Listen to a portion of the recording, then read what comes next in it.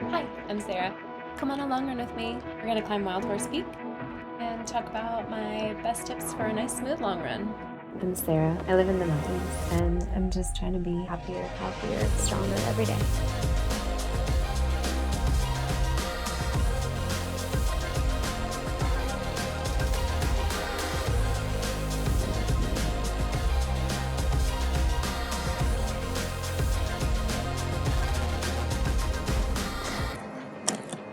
Alright, today we're going to do Wildhorse Peak. It should be about a 16-mile round trip. I'm starting at Bear Creek, but not on the trail. Taking a little shortcut from the highway to climb up this ridge. You want to start your long run with an easy effort warm-up. I'm starting really steep here, so I'm also starting really slow to increase my heart rate gradually. A legit warm-up is going to let your blood vessels dilate for better oxygen delivery, increase your muscle elasticity, which helps your muscles function better with less chance of injury, and primes your neuromuscular system, which is actually one of the biggest things we're trying to train in a long run. For myself and my clients, I like to start with a walk, hike, or jog for about 10 to 15 minutes to increase heart rate, and then head into a dynamic warm-up. I often do this right on the trail. You can do it at home before you leave or on a road. My imbalances right now are glute medius and minimus, so I do a lot of lateral and hip stuff like you can see here. Backwards hiking or jogging is good for posterior chain stuff. And if you don't know what your imbalances are, just pick a variety of movements to cover all your bases.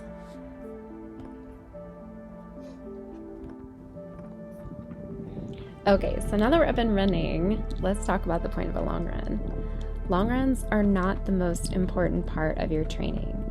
The biggest impact of training is always going to be your consistent daily runs that build your foundation. Running every day or almost every day, even for less miles, is going to improve your running economy and your aerobic base and your endurance the most and the safest. I tell my clients they have to earn their long runs by doing their daily runs. The best thing that you can do for your running is to be consistent, run 5 or 6 days a week, and build up your total weekly miles first. And then you're going to pick one of your daily runs and start building up your mileage on that day. But you want to do it slowly. The safe way to do this is to increase that one run by 1 mile or 10% each week.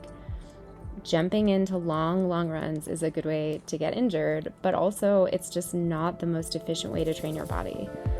Your body is very intelligent. Think of it like you're trying to convince your body to adapt to running. It will respond best to slow and consistent stimulus. Running too hard or too long too soon will do some damage that will cause your body to adapt, but that's not the best way to adapt long term.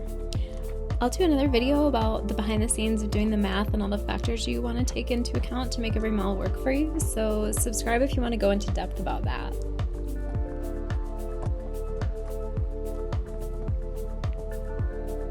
Let's talk about the 4 main stressors.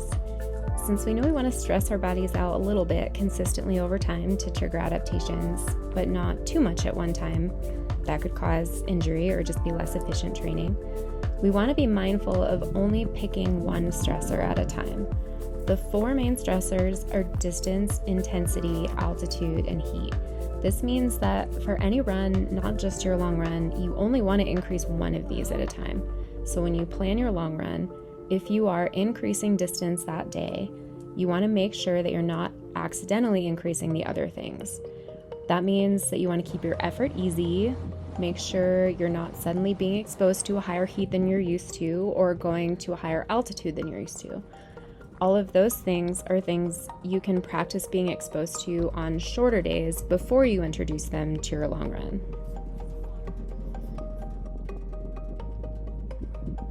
So for example, you can do your long runs in heat, but first you want to practice doing your shorter runs in heat so that the heat is not new when you do your long run.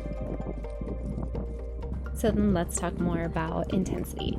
You want your heart rate in one of the easy zones And if you don't know your heart rate zones yet, you can also tell if you're in an easy heart rate zone if you can breathe in and out through your nose. If you're on a trail and the route has climbing, that will add intensity very quickly, so make sure you adjust your pace accordingly. Mile 7, we are climbing Wildhorse. End is in sight. The most efficient pace for most people on uphill terrain is hiking. Well, on the final climb. Oh, it is steep. So I'm moving slow. That's okay. It's desirable. So I'll have, after I summit, 8 more miles to do. If you're new to trail running, it'll take some time to figure out what your paces are on different grades and different terrain, but I promise that will come easily over time and you'll be adjusting your pace and effort no problem. All right, we're on the ridge now. We are almost there. The route that I'm on today is an almost continuous 6,000 foot climb for the first half with just a little bit of rolling terrain occasionally. So in order to keep my heart rate down on this terrain, I'm hiking a lot of it. And I run on the lower grade climbs, the flats, and the downhills. This is an out and back, so the second half will be almost entirely descent.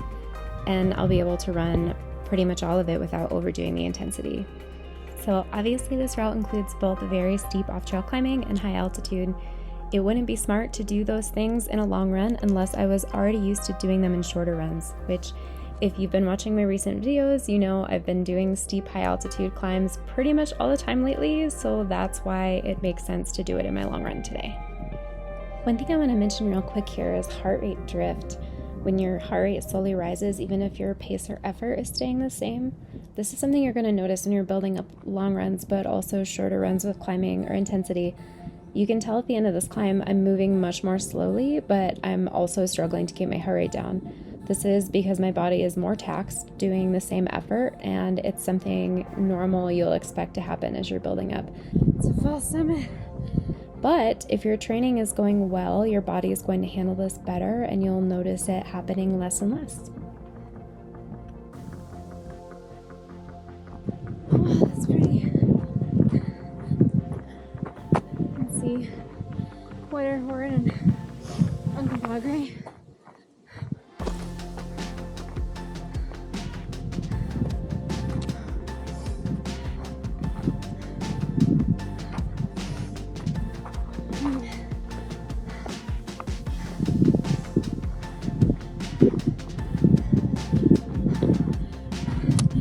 Here we go.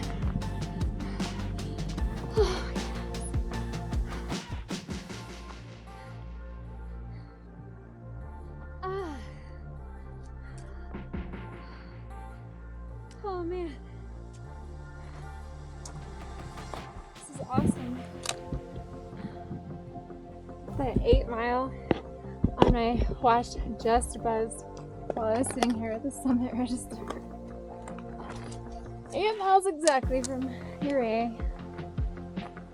All right. I highly recommend doing out and back routes as you're starting to build up your long runs over loops, because you'll know exactly what you're getting into and you've got a built-in out if you run into trouble. So for the first time you do any distance, do it as an out and back first, and then the next time you do that distance, you can think about a loop.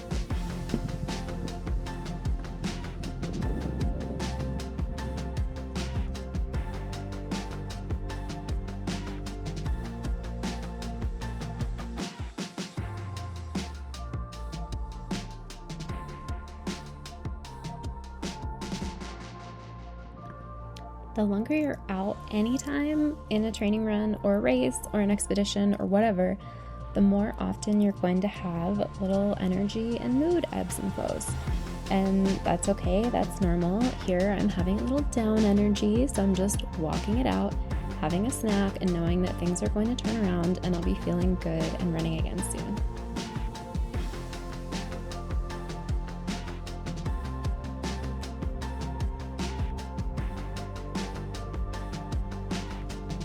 When you're planning your runs, it's smart to consider impact. We already talked about the main stressors, and if you're increasing your distance, not to increase the other stressors at the same time. Impact isn't one of the main stressors, but it is particularly important to think about if you're doing a lot of elevation change. One reason that long runs are really important is pushing your body's skeletal muscular systems to accept more impact, or just the strain on your joints and connective tissue and bones and skin of being on your feet for a long time.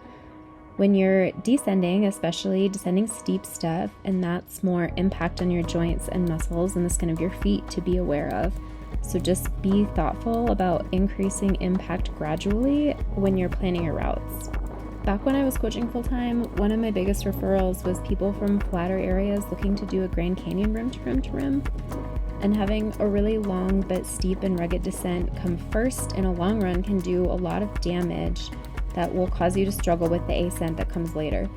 So just like basically everything we've talked about, you want to build up to impact slowly and thoughtfully. If you're prepping for a race that includes a lot of climbing and descending, but where you live you don't have those options during your runs, you can train for impact with a high impact strength and plyometrics routine and add in stairs. Most people think about the climbing part and they train for that, maybe with the uphill grade on a treadmill. But just make sure you're also thinking about the descending part.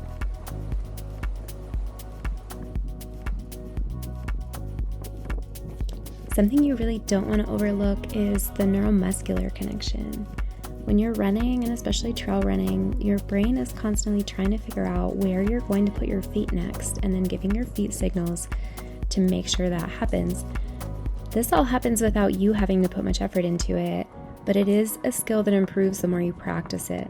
And when you are tired, you get worse and slower at figuring out where to put your feet and then making sure that they're getting to the right place in space. You might notice yourself tripping more often. That happens either when you've lost focus or are just tired. This is a big thing that we're training in long runs. The ability to figure out where you're putting your feet next and getting them there accurately, even if it doesn't feel like that's happening consciously. What you want to be aware of is on your long runs, as you're getting tired, or if you notice you start tripping, you can be more focused on where you're putting your feet and how you're lifting them up to make sure that you aren't actually tripping and hurting yourself.